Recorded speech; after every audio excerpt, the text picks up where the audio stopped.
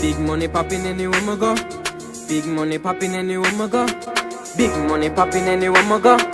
Big money popping. Ha! Fang of them there. Dog scam of them there. Me a tell you say the shell of them there. Plus couple front seller gal there. Have you ever wondered how music can reflect the struggles of a nation? What happens when a genre of music glorifies a dangerous lifestyle? Today, we explore the rise of chop music, or scamming music, a genre that has taken Jamaica by storm and has a deep connection with the growing culture of fraud and scamming in the country. Yesterday was to clear the $1 million, Mrs. Fraser.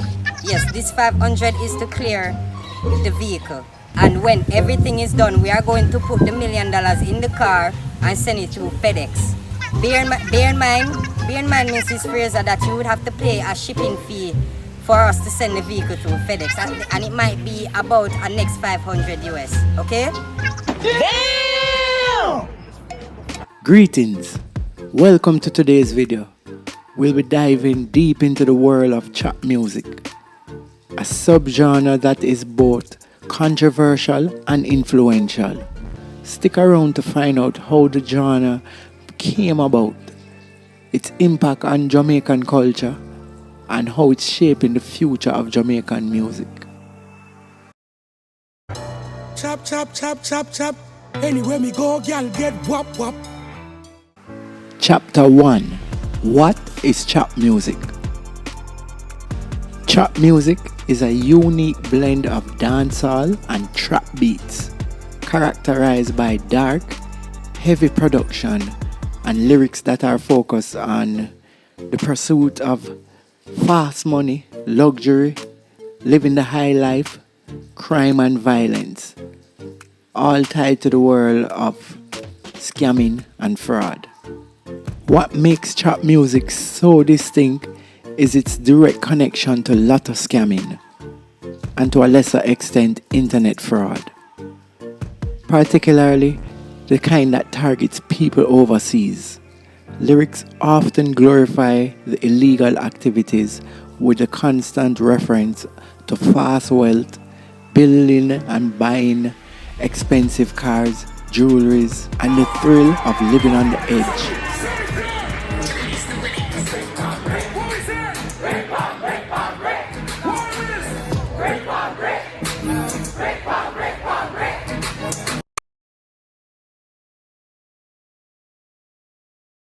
Chapter 2.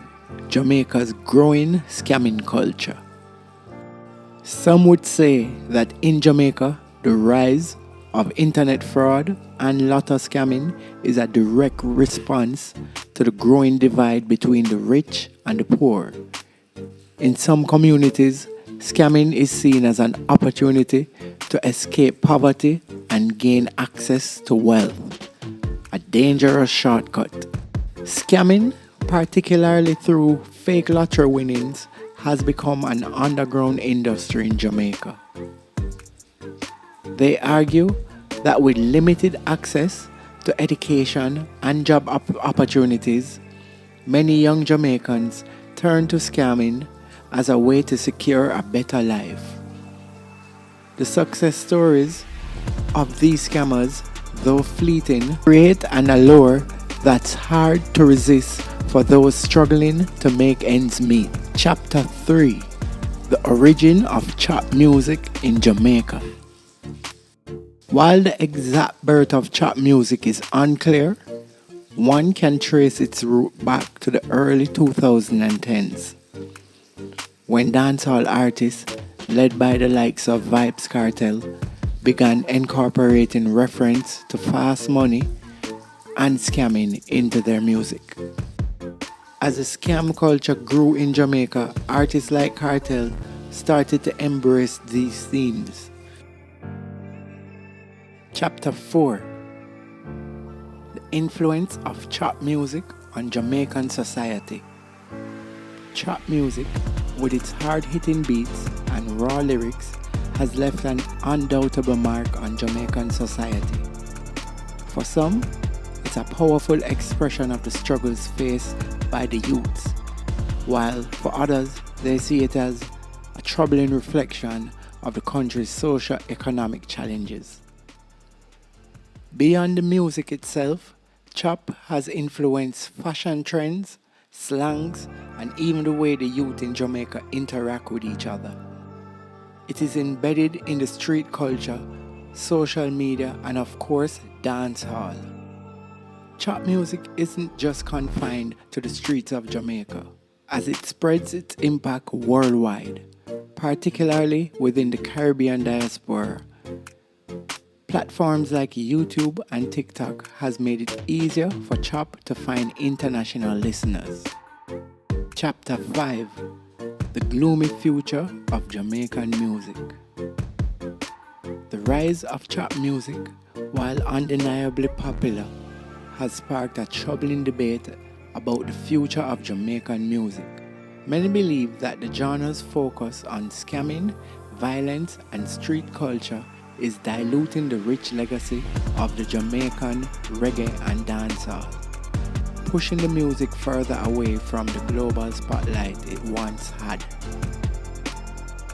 In previous decades, Jamaican artists like Bob Marley, Shaggy, Beenie Man, Elephant Man, Sean Paul, just to name a few, achieved international success, bridging the gap between reggae, dancehall, and the global pop music.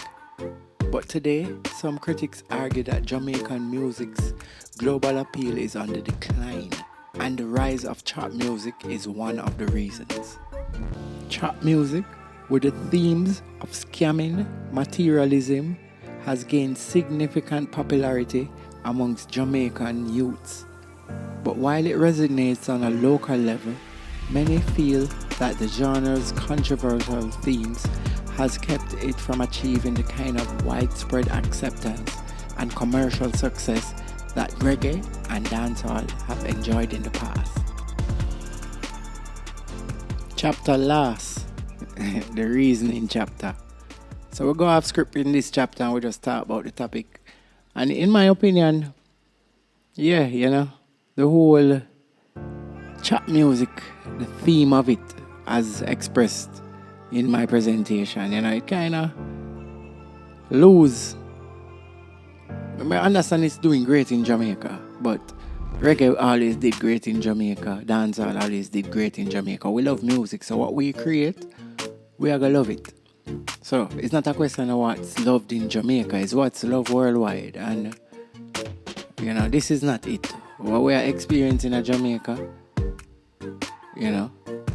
before they call the trap hall people them and the scamming people them, and it's just not it, I have to check the last set of prominent artists who are bossing in Jamaica who Protege, Chronics, and then what's your name? Coffee. And a whole heap of people between them, the Jesse Royal and them people there. But when nobody will boss big. Yeah, we can talk about Squash them. We can talk about Alkaline, and Alkaline is a solid dancehall artist still, but big one thing, dancehall not even do nothing because of the trap music and because of the scamming and the whole negative around it, the subgenres. Dancehall not really a reach nowhere. Yeah, we make sales, but not compared to back then. And if we even make sales compared to back then, it's not what it used to be. The impact, the sales were being when them did make back then. It was like, you can't even compare it because man sell more than 2-pack now and you don't know him because of the presence of the internet. So we're not talking about that kind of numbers, but we're talking about worldwide impact. And a tour and a live off a touring. Beenie Man and Bounty Killer still a do it. Bojo Bantan still a do it. But the truth is, name some scammer artists who I do years in the scamming. Remember all of the song them, scammer them there. Where them under there. I see them all the time still, but them career is nothing. It's big for one song or two song, and so my conclusion is we really need to get back to the reggae and dancehall formula. So we make the Afrobeat people take it and go with it, but we still can jump back in it and do a little piece of ourselves. Because our thing same way, but we need to keep the music positive, and on the local level, the people them need to support positive music, because you can't just expect the worldwide people to do it, which is what is happening. And the reggae stars say I make little money in Jamaica, Europe and them places I support them. Jamaica lock them hype on them thing there right now, and it's a sad thing, because before, I remember in the 90s, in the early 2000s, when music go on a party mix reggae and dancehall, you hear the hardest busy signal go on and you hear finally the herb come around, reggae drop in, you know, and it was just a nice flow, you know, of loving all type of music. But right now it's like it's a partisan thing, it's a alright, me love chop music, so I can't love reggae, because reggae too innocent and pure and this too evil. But no, ostracize nobody still with my opinion. So yeah, people, thanks for watching. Yeah man, please share, like, subscribe, and please drop a comment tonight. Tell me what you feel like, you know, make us see your comments. I could know say there I watch. We have so many people watching that's not liking or subscribing or even commenting. But the analytics show, you see the views, we're getting views, you know. And people are watching it, I mean, when I get big channel views, but we're getting views. But what will get us to big channel views is if people them just support us. Not taking nothing out of you, just click the like button, drop a heart or a fire emoji in the comment section if you don't have nothing to say.